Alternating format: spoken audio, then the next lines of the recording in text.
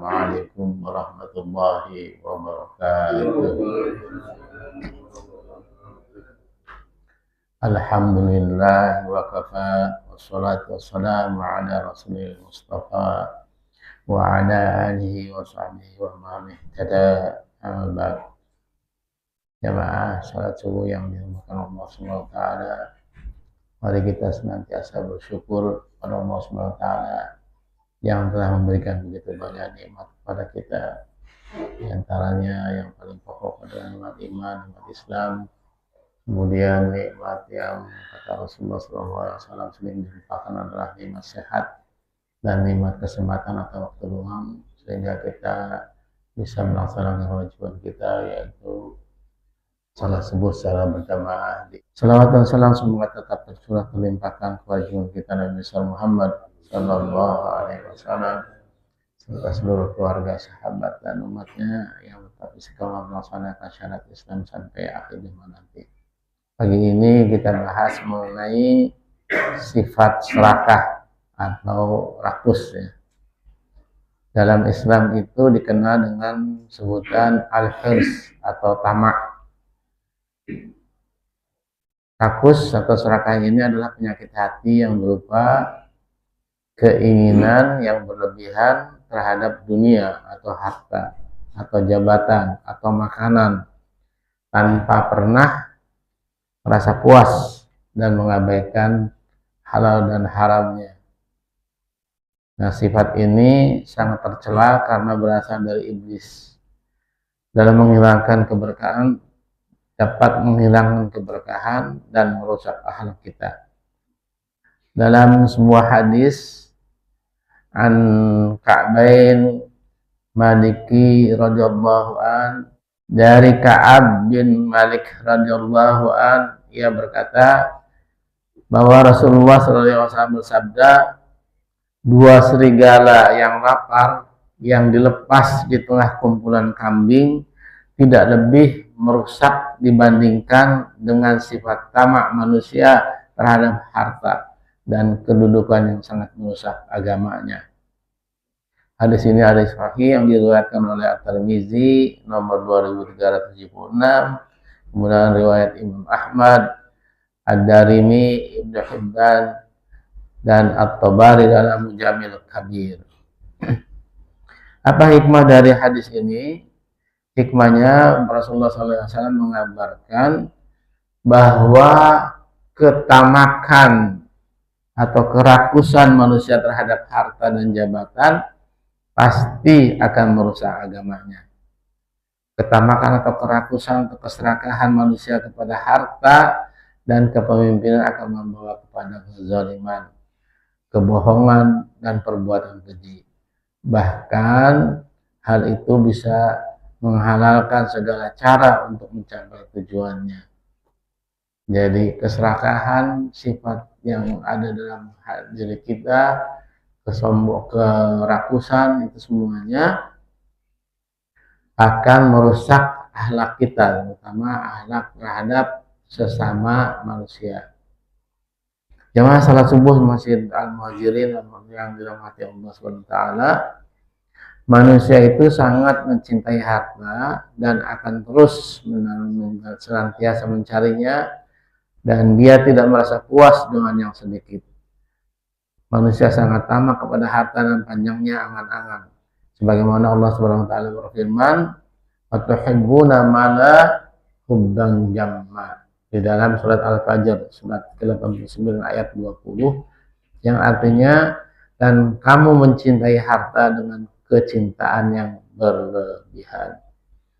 Kemudian disampaikan juga dalam firman Allah surat Al-Adiyat surat ke-100 ayat 8 yang bunyinya, wa innahu lihubbil khairi lasyadid. Dan sesungguhnya cintanya kepada harta benar-benar berlebihan.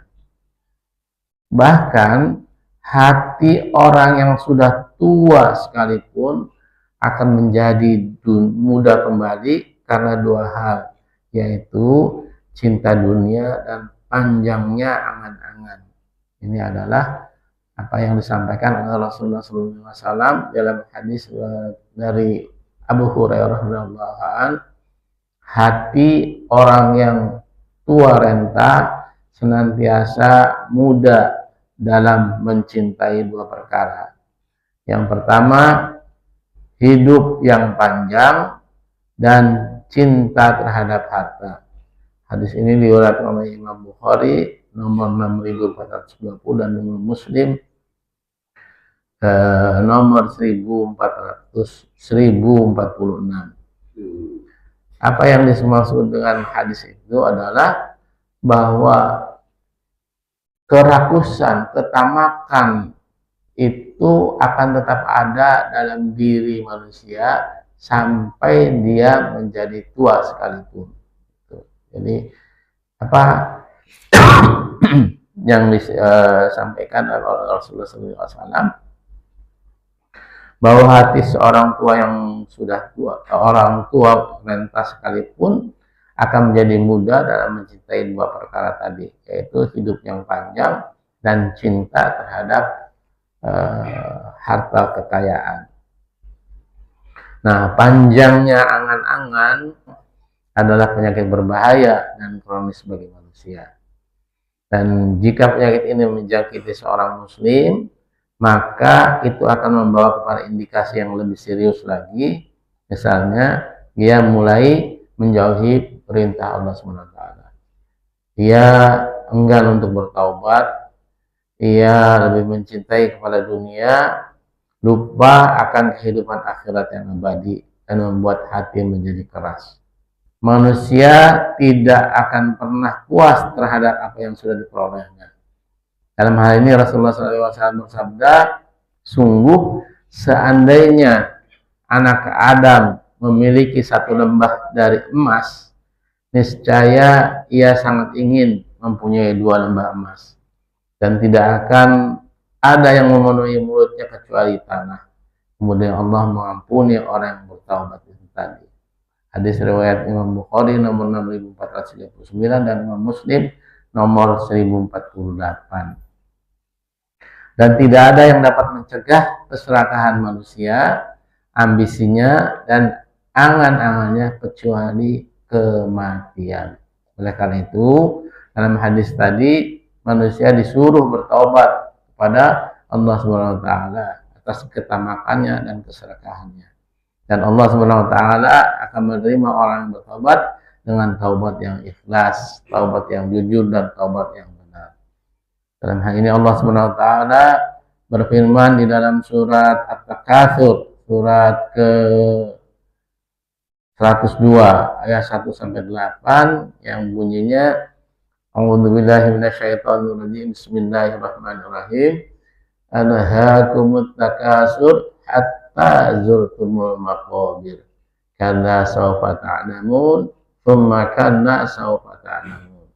Kalla law ta'lamuna 'ilmal yaqin, la tarawunnal jahim, tsumma la tarawunnaha 'ainal yaqin, tsumma la tus'alunna yawma idzin 'anil na'im.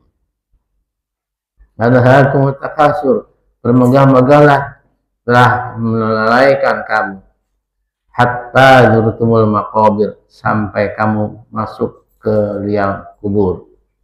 Kalla sawfa ta'lamun, sekali-kali tidak, kelak kamu akan mengetahui akibat perbuatanmu itu. Tsumma kalla sawfa ta'lamun, kemudian sekali-kali tidak, kelak kamu akan mengetahuinya. Latarawunnal jahim, kelak kamu sekali-kali kamu niscaya kamu benar-benar akan melihat neraka jahim. Tsumma tarawunna 'ainal yaqin, kemudian kamu benar-benar akan melihatnya dengan mata kepala sendiri. Tsumma la tus'alunna yawma idzin 'anil na'im, kemudian kamu akan ditanya pada hari itu tentang kenikmatan yang megah di dunia itu tadi.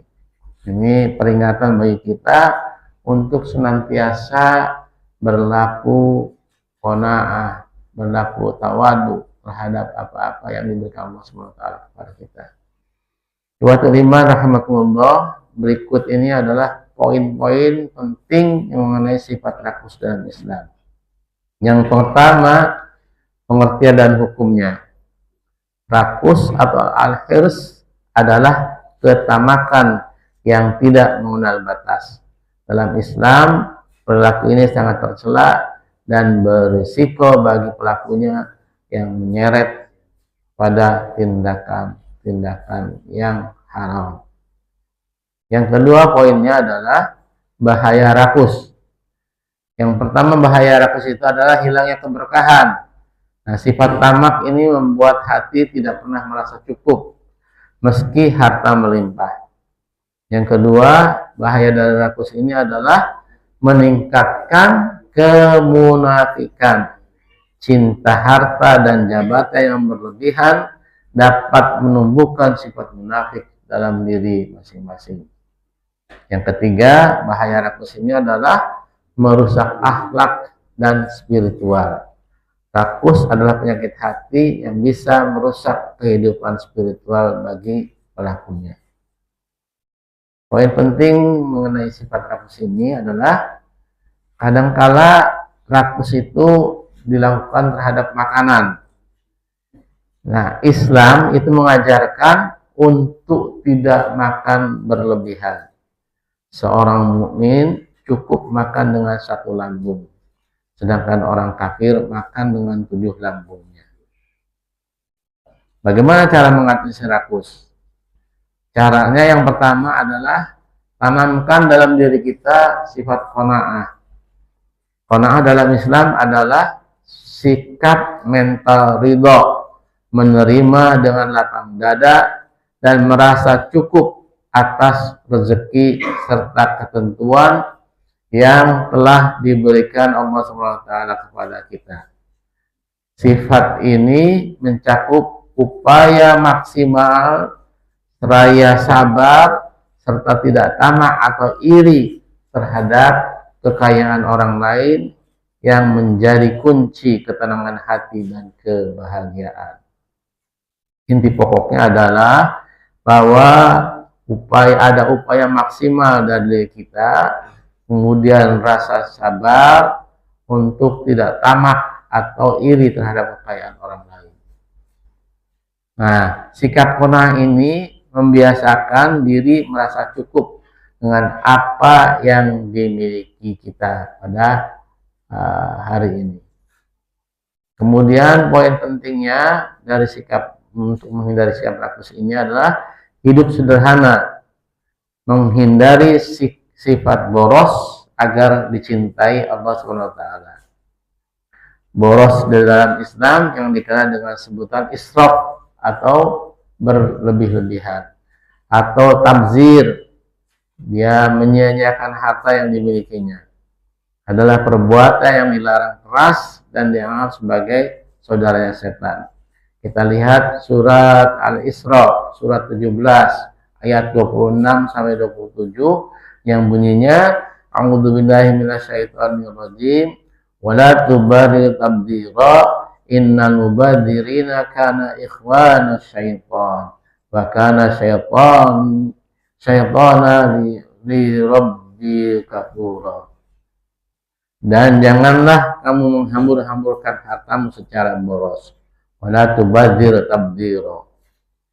Innal mubadirin, sesungguhnya orang-orang yang pemboros itu kanu ikhwana syaitan, adalah saudara syaitan, wa kana syaitana li rabbihi kafura. Dan setan itu sangat ingkar kepada Rabbnya atau Tuhannya. Jadi kita dilarang untuk menghambur-hamburkan harta, apalagi kita bersikap boros terhadap harta yang diberikan Allah SWT kepada kita. Oleh karena itu Islam memerintahkan keseimbangan yang sifatnya moderat dalam konsumsi, bukan kikir dan bukan boros, serta menekankan bahwa harta itu harus digunakan untuk hal-hal yang sangat bermanfaat dan menaati perintah Allah SWT. Jadikanlah harta kita ini sebagai alat untuk menghambakan diri kepada Allah SWT. Yang ketiga, hendaklah kita mengingat kematian, menyadari bahwa harta itu tidak dibawa mati. melainkan hanya memberatkan hisab. Dalam syariat Islam, harta merupakan salah satu unsur utama yang akan dimintai pertanggungjawaban di akhirat dan berpotensi memberatkan hisab atau perhitungan amal seseorang. Semakin banyak harta yang dimiliki, semakin panjang dan mendetail proses hisabnya. Hal ini didasarkan pada hadis Nabi Muhammad SAW yang menyebutkan bahwa pada hari kiamat manusia akan ditanya tentang 5 perkara. Nah, salah satunya adalah tentang hartanya, dari mana diperoleh dan untuk apa digunakan. Ini penting kita camkan dalam pikiran kita bahwa banyaknya harta itu makin menyulitkan bagi kita di akhirat nanti ketika akan ditanya mengenai pertanggungjawaban terhadap harta yang kita miliki dengan 2 pertanyaan. Diperoleh dari manakah harta yang kita miliki itu, kemudian untuk apa digunakan harta itu tadi. Nah, poin-poin penting terkait dengan harta dan hisab ini, yang pertama adalah 2 sisi pertanyaan. Setiap harta akan dihisab terkait 2 hal penting, yaitu dari mana didapatkan harta tersebut, apakah harta tersebut didapatkan secara halal atau haram, dan yang kedua pertanyaannya adalah tadi untuk apa dibelanjakan atau untuk apa digunakan harta tersebut, untuk digunakan untuk ketaatan atau digunakan untuk kemaksiatan. Ini semua membutuhkan jawaban dari kita untuk menyiapkan diri kita bahwa harta yang dimiliki itu pasti akan ditanyakan oleh Allah SWT terhadap 2 hal tadi. Kemudian poin penting juga terhadap harta dan hisabnya ini adalah lebih banyak dan lebih lama. Orang yang kaya raya akan lebih lama waktu hisabnya dibandingkan orang yang berkecukupan atau sedikit hartanya. Kemudian juga poin pentingnya adalah bahwa harta halal pun akan dihisab. Harta yang didapatkan secara halal tetap akan dihisab, terutama jika digunakan untuk hal yang tidak bermanfaat atau berlebih-lebihan atau boros sikapnya. Kemudian pula poin pentingnya tentang harta ini adalah harta haram itu pasti akan lebih berat. Harta yang didapat dengan cara haram meskipun digunakan untuk tujuan baik, misalnya untuk sedekah dan sebagainya, tidak akan diterima oleh Allah dan akan menjadi beban berat bagi kita sebagai pemiliknya. Nah, harta itu juga merupakan fungsi dari ujian. Harta adalah ujian dan amanah, bukan sekedar pemuas keinginan. Maka berbahagialah bagi kita yang memiliki harta, tapi bisa digunakan untuk ketaatan kepada Allah Subhanahu wa Ta'ala. Bagaimana cara meringankan hisab harta itu tadi? Nah, agar kita tidak menjadi beban di dalam memiliki harta dan memberatkan di akhirat, Islam mengajarkan untuk yang pertama memastikan bahwa harta itu didapat dengan cara yang halal. Ini kita sendiri yang bisa mengetahui dari mana harta kita diperoleh tadi. Jadi kita harus pastikan bahwa harta didapat dengan cara yang halal.